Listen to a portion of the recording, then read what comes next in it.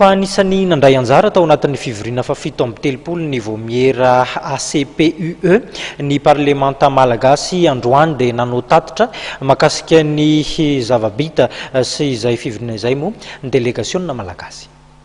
Nanasongadina ireto parlemanta ireto fa nisy ny antso nataon'izy ireo tamin'ny vondrona Europeanina ny anoanan'ny Madagasikara tao aorian'ny loza voajanahary nandalo teto amintsika. Nilaza koa izy ireo fa ny volana Jona ho avy izao no hodiny amin'ny vondrona Europeanina momba ny tetikasa ho an'i Madagasikara ao anatin'ny FED andian'ny faha 20. Anatin'ny ACP Afrique Caraïbes Pacifique nanao antsoavo fa mafy koa ngeny mahazo ny Madagasikara nandalovany reny cyclone, nandalovany ranobe, nandalovany kereo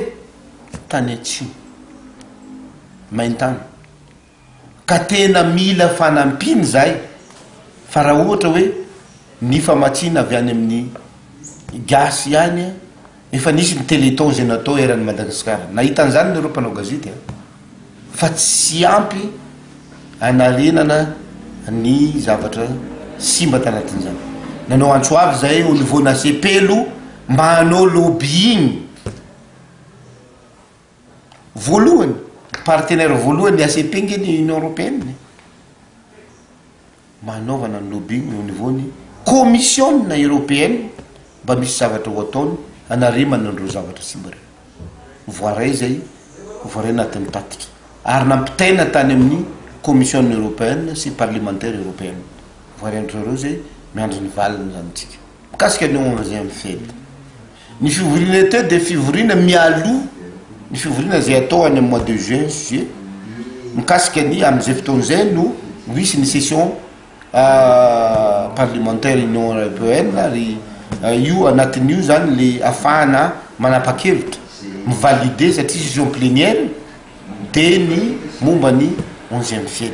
7 tapitrisa euro ny fanampiana mety azo Madagasikara ao anatin'ny fandarana azy FED andian'ny faha 20. Momba ny fampidiram-bola ho an'ny fanatanterahana tetikasa ho amin'ny fampandrosoana toe-karena sy ny fanatanterahana amin'ny foto-drafitrasa manokana dia nomarian'ireto parlemanta ireto fa takian'ny vondrona Europeanina ny fiarahan'ny miasan'ny fanjakana amin'ny sehatra tsy miankina. Anisan'ny takino ny famaritana ny tetikasa lara-pahamehana ao anatin'ny PND. Misy le hoe procédure au niveau ny Union Européenne izay mino fa ny gouvernementantsika efa mahafantatra tsara ary mifehy tsara an'io procédure io. Voalohany aloha tsika zany dia efa manana zao ny plan national de développement efa milamina iny zany efa misy iny dia aoriana io dia misy an'le hoe ny dialogue politique za mino ary tsika mahafantatra fa efa misy nanomboka ny dialogue politique natao ny vondrona Europeanina sy ny gouvernementa malagasy fa ny zavatra procédure anankiray zany dia le fametrahana le hoe programme indicatif national io le ataon'ny vondrona Europeanina hoe PIN io zany dia hoe io le amaritana amin'ny lafiny anankitelo na efatra eo ny tena hoe priorité nationale io le hoe le programme indicatif national io zany satria ao anatin'le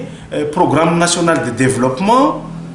dia ny secteur rehetrarehetra no lazay no voafaritra ny politika ny fanjakana ao anatin'io fa le ty le iarahana amin'ny vondrona Europeana dia misafidy ny gouvernementa amin'ny priorité nationale zay ataony hoe programme indicatif national zay PIN zay ahafahan'ny vondrona Europeanina manome an'le famatsiam-bola mifanaraka amin'io programme indicatif national io ka izay zany dia anjaran'ny gouvernementa no mamaritra midéfinir an'io programme indicatif national io ahatsotsotra sy ahamoramora ny lalan'ny Madagasikara mahazo an'ireo famatsiam-bola rehetrarehetra zao.